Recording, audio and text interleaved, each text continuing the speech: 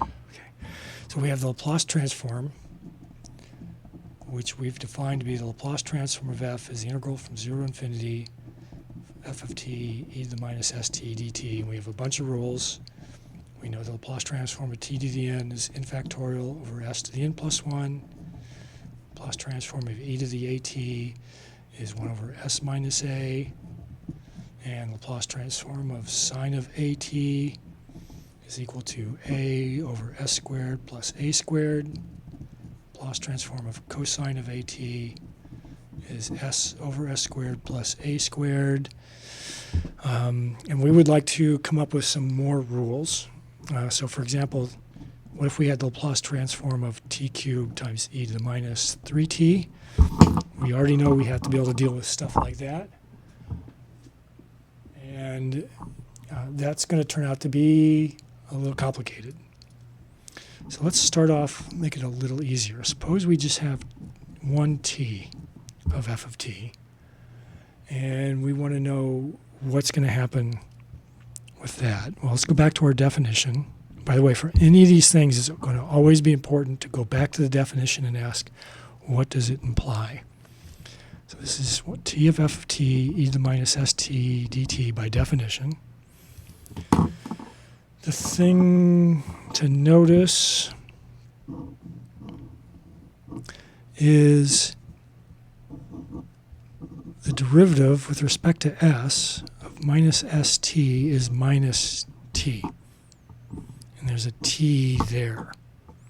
So let me play some algebra games and group some things together.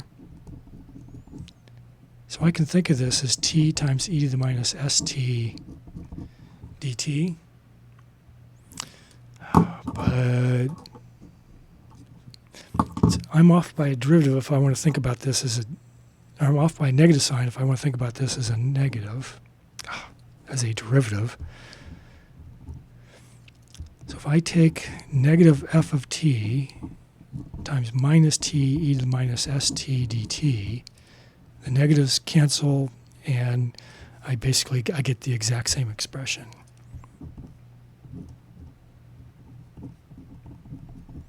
And now this becomes the derivative with respect to s of e to the minus st dt.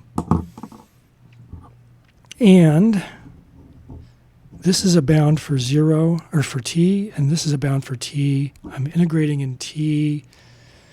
The only place I see an s is right there, which means I can take that and pull it out because everything else is with respect to t in these integrals.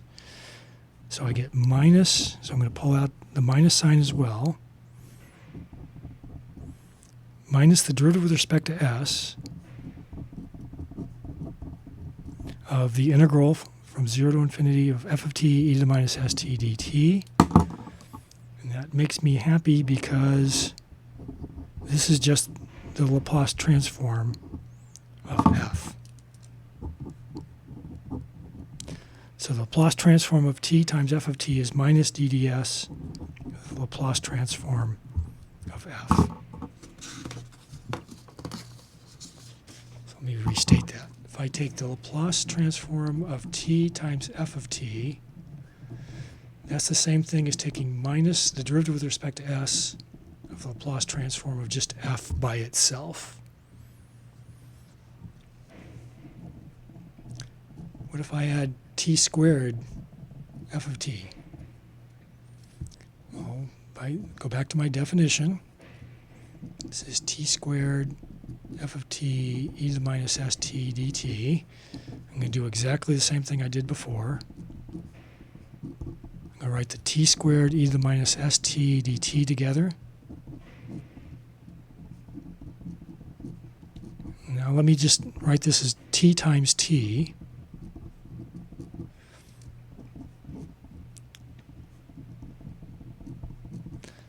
And then this becomes minus the derivative with respect to s, e to the minus st dt.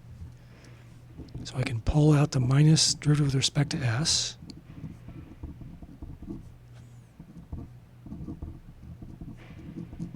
It gives me that. I've already shown, though, that's just minus the derivative with respect to s of the Laplace transform of f. So this becomes and I can pull the minus 1 out, so this becomes minus 1 squared times the second derivative with respect to s of the Laplace transform of f. So the Laplace transform of t squared f is equal to minus 1 squared times the second derivative with respect to s of the Laplace transform of just f. You are probably wondering what happens if I take a t cubed. I'm going to do exactly the same thing. Go to my definition. This is the integral from 0 to infinity of t cubed f of t e to the minus st dt.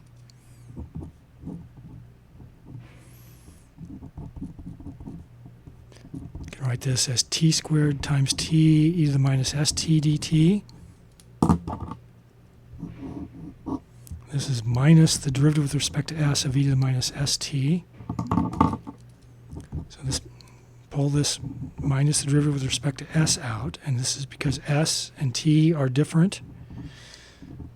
So this becomes minus the derivative with respect to s of f of t, t squared e to the minus st dt. Lo and behold, we've already done that. That's exactly this thing right here, and we found that it's equal to this. So this becomes minus the derivative with respect to s of minus 1 squared times the second derivative with respect to s of Laplace transform of f. Minus 1 squared is a constant, so I can pull that out. And this becomes the third derivative of the Laplace transform of f. So in general, what do we have? We have, if I have the Laplace transform of t to the n times f of t, that's like taking minus 1 to the n times the nth derivative with respect to s of the Laplace transform of f. Okay, so why is that fun? That is fun because now if I take the Laplace transform of 7t sine of 4t plus 2t cubed e to the minus 4t, I can break this up into two pieces. Laplace transform of t times sine of 4t plus 2 times the Laplace transform of t cubed e to the minus 4t. So I'm going to do divide and conquer. Focusing on this, there's just one t. So this becomes minus 7 times the derivative with respect to s of the Laplace transform of sine of 4t. Now on this term I have a t cubed. So that's going to be what? Minus 1 cubed times the third derivative with respect to s of the Laplace transform of e to the minus 4t. And now I'm just, at this point, it's just grinding out, and this is turned into a Calc 1 problem. So this is minus 7 times the derivative with respect to s of, so this is going to be it's going to be 4 over s squared plus 4 squared. Minus 1 cubed is minus, so it's going to be minus 2 times the third derivative of 1 over s. So if a is minus 4, so minus a minus 4 is 1 over s plus 4. So let's change this a little bit. So this is the derivative of s squared plus 16 to the minus 1. This is minus 2, third derivative of s plus 4 to the minus 1. So I get minus 28. I bring the minus 1 down. I get s squared plus 16 to the minus 2. And the derivative of the inside is 2s. So the first derivative of this is going to be minus s. I take a minus 1. And I still got two more derivatives to go. Of s plus 4 to the minus 2. And the derivative of s plus 4 is 1. So I just leave that. This becomes 28 times 2s over s squared plus 16 quantity squared. I took care of that, took care of that. Yeah, the minuses cancel. This becomes minus a minus. Second derivative of s plus 4 to the minus 2, I bring down the minus 2. I got one more derivative, s plus 4, and I'm going to make that a minus 3. Derivative of s plus 4 is 1, so I leave that be. 28 times 2 is going to be what? 56s over s squared plus 16 squared. This comes minus, let me do this. Let me leave this as a minus 2. I'm going to bring down the minus 3 times s plus 4 to the minus 4. So this becomes 56s over s squared plus 16 squared. Minus, minus, minus gives me a minus. I'm going to have a 2, which came from that. 3 times 2 times 1 is going to be 3 factorial. I'm going to have over 1 over s plus 4 to the 4th. And I'm going to leave it like that. And the reason I want to leave it like that is because if I have to go backwards, and I see the 3 factorial there, it's going to help me sort out what happened with these derivatives. Okay, again, it's going to be really important not to simplify too much. If you simplify too much, you're going to lose stuff. Okay, one last property, and this last property is going to be the Laplace transform of e to the at times a function. From the definition, this is the integral from 0 to infinity, e to the at f of t e to the minus st dt. And let's notice I've got 2 exponentials. So let me get those two close to one another. So this is going to become, I can add the exponents. And I can factor an t from that. Notice this is exactly the Laplace transform. The only thing that's different is that instead of an s there, I have an a minus s. So this is the Laplace transform of f of t, but instead of an s, I'm evaluating at a minus s. Oops, almost. I got to be careful. I'm missing the minus sign there. So that's not at a minus s, it's at s minus a. And the reason for that, let me rewrite this. If I factor out a minus sign, these things are equivalent. And this is the same thing as that, except I've got an s minus a there instead of s. So that means that if I want to take the Laplace transform of e to the 2t times cosine of 5t, well, I know the Laplace transform of cosine of 5t is going to be equal to s over s squared plus 5 squared. So the Laplace transform of e to the 2t times cosine of 5t. Everywhere I see an s here, I'm going to replace it with s minus 2. So we have s minus 2 in the numerator. I'm going to have s minus 2 squared plus 5 squared in the denominator. And again, I'm going to leave it just like that because that's perfectly fine. And I can simplify it. I can make it look nicer, but it's actually not going to be nicer to work with because going from here to here is much easier in this form. Okay, so for example, the Laplace transform of 3t to the 4th e to the 2t minus 4e to the minus 5t sine of 3t. I can break this up into two pieces. So it's 3 times the Laplace transform of t to the fourth e to the 2t minus 4 times the Laplace transform e to the minus 5t sine of 3t. Notice there's two ways I could approach this. And hopefully they'll both give me the same thing. I'm going to use the method we just talked about. But I'm going to go back and do this the other way just to make sure they are the same. But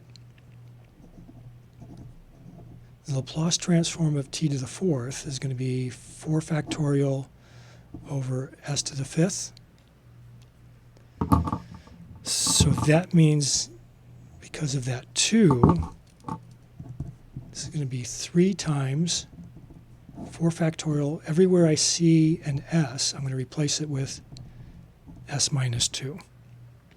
So the Laplace transform of t to the fourth e to the 2t is going to be 4 factorial over the quantity s minus 2 all raised to the fifth.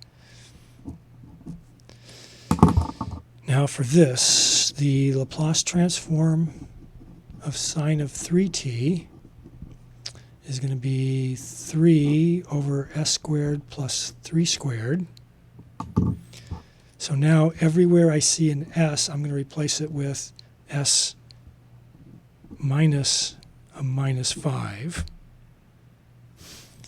or s plus 5. So this is going to be 3 over s plus 5 squared plus 9. Okay. So what did I just say? I did this by using the property that the Laplace transform of e to the at f of t is the Laplace transform of f evaluated at s minus a. By the way, this is a notation that's in your book, which your authors use. So it's important to be able to deal with that. It's really messy and confusing, but what we're stuck with. I also know that this should be, minus 1 to the fourth times the fourth derivative with respect to s of the Laplace transform of e to the 2t. So the question is that the same thing, right? That should give me this expression right there, so ignoring the 3 for now. All right, so that's came from the Laplace transform of t to the fourth e to the 2t. Well, let's see. Minus 1 to the fourth is 1. So I have the fourth derivative. Laplace transform of e to the 2t is going to be 1 over s minus 2. So that's the fourth derivative of s minus 2 to the minus 1. So first derivative, I can pull the minus 1 down. So I'm going to have the third derivative of s minus 2 to the minus 2. If I take another derivative, I'm going to bring the minus 2 down. So I'll have the second derivative of s minus 2 to the minus 3. And then let's see, if I take another derivative, I'm going to pull the minus 3 down.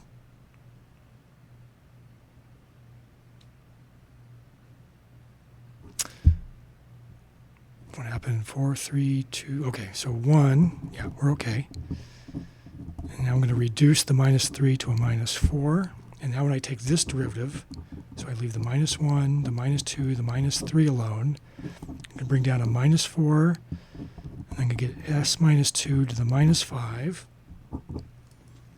Minus, minus, minus, minus. There's 4 of those, so those all go to 1. 4 times 3 times 2 times 1 is just another way of saying 4 factorial.